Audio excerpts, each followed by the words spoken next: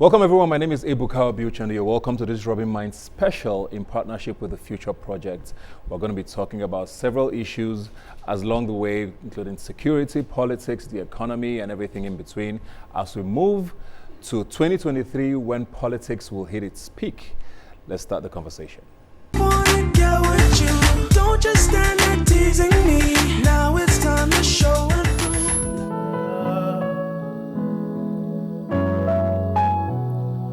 Nigeria, united we'll stand. It's better we live together as one. Nigeria, united we stand. It's better we live together as one. We are one Nigeria, we will rise. We are one Nigeria, we will stand. Oh, we are one Nigeria, we will take back our land and make it a better place. We getting better. We getting stronger. You and I together we will stand. We getting better. We getting stronger.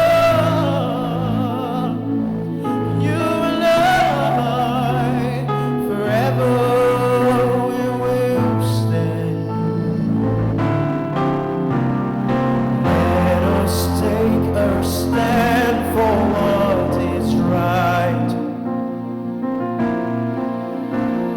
Together we will fight for what is ours. Oh, no matter what may come our way, we'll take back our land and make it a better place. We getting better. We getting stronger. You and I together we will stand. We getting better. We getting stronger. You and I forever we will stand. Oh, Nigeria, Nigeria, my fatherland. Oh, Nigeria, Nigeria, soon we will be free. Nigeria, united we stand. It's better we live together as one.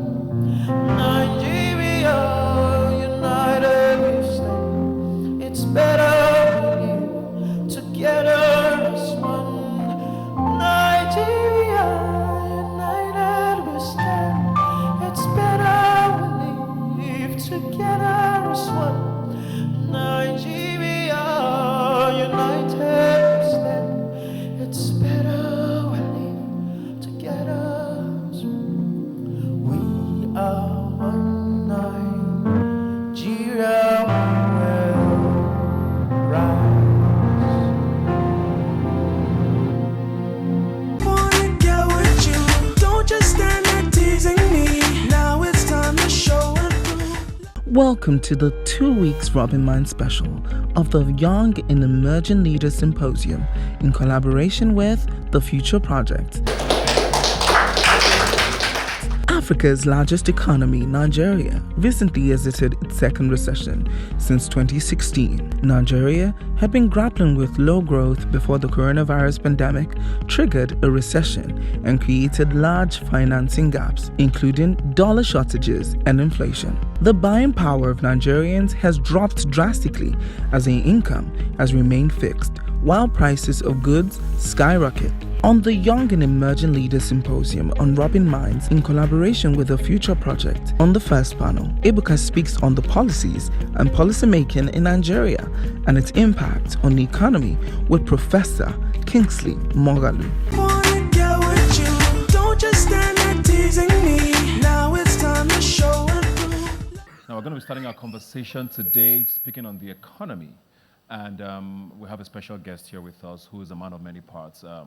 He's a politician, a political economist, an officer of the Order of the Niger, and a professor, I believe. Professor Kingsley Moghalu is here with us. Thank you very much, sir, for joining us. Thank you. Thank you, Ebuka. Let me just start very quickly with something that is obviously on the minds of everybody around the world, which is the pandemic. We're hearing about so many variants now, which is quite troubling. I saw a headline sometime this week saying that Africa has hit its highest number of cases this week since the pandemic started in March 2020. So it looks like things are even getting worse because of the Delta variant. But there are people who would say that Africa seems to have sort of weathered the storm of the pandemic with regards to number of cases and things along those lines. But with the economy, a lot of countries are struggling, Nigeria particularly. So I guess my question to you is, first of all, with the pandemic, whether it's with regards to how healthcare was managed, but more importantly with the economic recovery, because we're seeing very scary numbers with inflation, with unemployment numbers. What would you have done differently if you were in charge? What the pandemic has exposed, and this is one of the things I knew before, but it's become clearer to me as a special envoy of the United Nations Development Program, the UNDP, on post-COVID development finance for Africa. And in that assignment, we have studied the economic impact of COVID, the fiscal impact of COVID, and we are working on a report that will recommend options for African countries for the future. One of the weaknesses or fundamental problems we see is the absence of state capacity. That is to say, the absence of capacity among governments in Africa, including Nigeria, to prepare themselves and their governments for eventualities such as this. Many African countries have had to borrow. Nigeria, for example, was not able to provide a robust fiscal response in terms of palliatives, financial palliatives for its citizens. You saw, for example, in the United States, they were distributing their checks for $1,200, $600, and so on. But we were not able to do that in this country. South Africa was able to do something to that effect. Some measures were put in place by the central bank to help support businesses. But that was not enough. I think our response was to the tune of about $3 billion. South Africa was able to respond to the tune of over $20 billion to support its citizens. So what I would have done different is that from the beginning, as a leader, what you understand is that you have to position your country, invest in social infrastructure, that is healthcare and education. Make your country fiscally robust by developing sources of domestic revenue for your country so that you don't have to go a-borrowing all the time. Because as we know, he who goes a-borrowing goes a-sorrowing.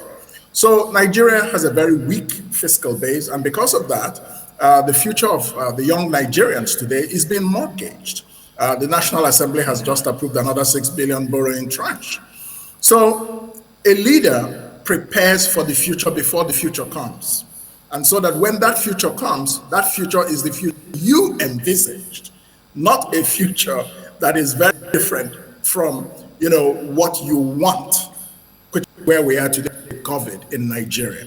So risk management is also a very important part of the thinking of any leader in the 21st century. And that is something I would prioritize. You've got strategy, you've got risk management. Those two are necessary. So, I mean, is it fair to say that, because a lot of people in government have argued that, you know, they were caught between a rock and a hard place, where the first recession we saw in 2016 was almost inevitable, according to the analysis, because oil prices were always going to crash. They came in at a time when it happened. There was a recession at the time. We're just starting to sort of witness a recovery, then COVID hit. Are we being fair on them with your analysis now, saying they were not prepared, considering how they have sort of presented their case, saying they were in a tough place anyway? I think, you know, we have to be balanced in the way we look at these things. But I'm being more than fair because I'm actually being kind. Because when you talk about inevitability of the oil price crash, that takes us to a fundamental issue of governance. Why is Nigeria a monoproduct economy that relies only on crude oil for its fiscal revenues? Why can't Nigeria generate taxes from amongst its people? Why is our tax to GDP ratio 6%, one of the lowest in the world? This is why we are where we are. It's not just about COVID. There are fundamental factors that our government and our governance and our politics should address, but are not addressing. And so, you know, in Nigeria, we are all about politics, but we're not about governance. So all you have is politics without governance, and it's the consequence that we are seeing in the impact of COVID in this country. I like the fact that you touch on unemployment there, because that's something that's very piercing to a lot of people. Like you said, about a third of the Nigerian population is unemployed. If you focus on young people alone, it's almost half the young population Absolutely. in Nigeria is unemployed. If you add the underemployed numbers, it's even scarier. How do you come out of a situation like this? Because we're even hearing that we've not even peaked yet, that things will even get worse before they start getting better. How do you come out of such a scary position now? Because COVID is still here with us. Most economies are still not opening up. Some of the sectors that young people seem to be thriving in, we seem to get very conflicting policies with the tech situation. Entertainment is not thriving as it used to because of COVID. So what does a government do at a time like this? One of the things the government does not do is to try to ban its citizens from accessing Twitter. We have lost billions of naira in economic revenues to a lot of young people and other Nigerians who have their hustle based on Twitter and on social media. This is adding to the unemployment. This is adding to the economic recession. So, but beyond that, I think we need to go back to the fundamentals. How do you prepare an economy such as Nigeria to employ its citizens? One of the things you do is that you create an enabling business environment. You create an enabling business environment by encouraging innovation and the mass production of the products of innovation, for example. You work on the educational system by investing, especially at a time like this, in making sure that young people have skills and access to capital. Some of that is being attempted, but I don't know how efficient these things are when they are done by the government. The problem, one of the fundamental problems we have in managing Nigeria's economy is that there is absolutely no philosophical foundation for economic management in Nigeria. And go and check the economy of any country that is prosperous. There's always a very clear philosophical vision underpinning how it's managed. Why am I saying this? In Nigeria, the government is everything and is into everything. But you have to create a proper balance between the state and the marketplace. So if the government wants to dictate the price of fuel, the government wants to dictate the price of your SIM card, the government wants to dictate, the government in Nigeria is everywhere and it is suffocating our country, suffocating our economy. So When they try to do these interventions, palliatives, this, that, it's always the government. What happens? At the end of the day, corruption comes in, political favoritism comes in, and the marketplace efficiency is lost, and therefore more people remain unemployed. When you're doing all these social interventions, many of them are just recycling poverty. It is not creating wealth. I am in the business of creating wealth. How do you create wealth? You allow the private sector to drive the process. You create an enabling environment for that private sector to run businesses, and then you maintain a regulatory eye on them. Because you can't let everything just go haywire. Otherwise, it will be dog eat dog, and you will have a mind for the poor. But you see, for you to be able to do social welfare effectively, you must first create wealth before you can redistribute it. You cannot go and be borrowing money and say you're borrowing to fund a palliative program. Who does that? We need a massive venture capital fund of not less than $1 trillion, in which the government is only an investor, but the government will not run it. Because if the government runs it, politics will go into it. The private sector should run the fund, and that fund will give young people and unemployed people capital, but not credit. Another problem we have in Nigeria is that everything is credit based. And because the price of capital is high, interest rates are high, so the government tries to subsidize this by using central bank interventions at single interest rates. But one of the things that happens is that anything the government is doing, people see it as AWOOF money. We need to come and get this money from the government. So there is no efficiency in it. There is no risk management of it. You're not sure how many people are paying back those loans in reality. You're not measuring the economic effect of those loans. But if it was venture capital, which is equity capital, the venture capital fund will give you the money and co-own the business with you. You don't have to pay back any credit, so you're not under the burden of paying back with interest rates and all that. But the investing fund will co-own your business. So they will make sure that you're practicing proper corporate governance and that you're not wasting their money. And so if you run your business successfully for 4 or 5 years, you make profit, you can buy them out. The fund can exit from your business. These are the kinds of things. And then a lot of investment in skills. A productive economy is an economy with productive knowledge, know-how. That's what we call it. That's what creates economic diversification. All right. And that's what creates. I just want to quickly touch on the central bank, which you mentioned here. The Naira is pretty much embarrassing at this point. It's almost a compliment to say it's in a free fall, because nobody understands what's happening there. What's your honest... That's my favorite currency. What's your honest analysis of the way the central bank has handled the situation with the Naira? And, they had a Naira for dollar policy some time ago. I don't know how that's worked out. What do you think about, Godwin Emefiele and the central bank and the Naira? Now, this is not an analysis or an opinion about any individual. Let me say one or two things about the central bank for the record, and let it be very clear.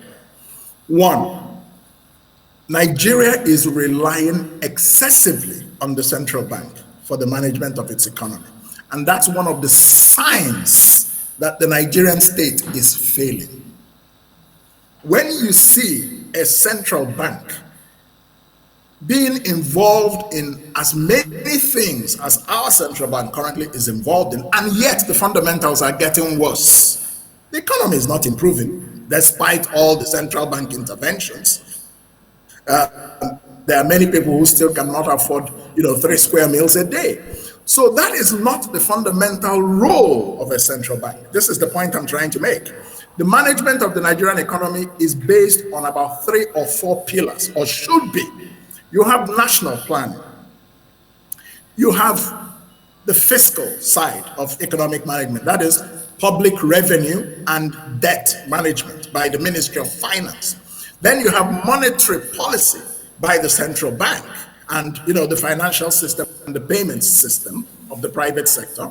Then you have trade policy.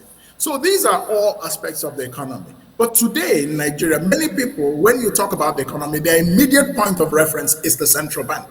That immediately tells you that the central bank is being overburdened. One of the consequences of this is that the central bank becomes less independent than it should be.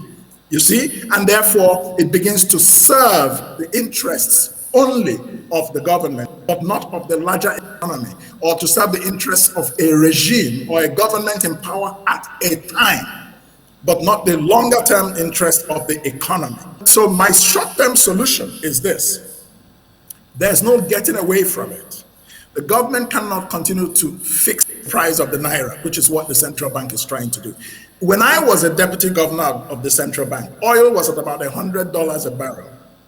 So we had the latitude to do what we call the managed float regime. And we kept the naira within a band relative to the dollar, between 160, 165, that sort of thing, for most of the time. And we were successful because we had the firepower to do that. But the economic environment in Nigeria today has changed fundamentally. And so I say we have to float the naira.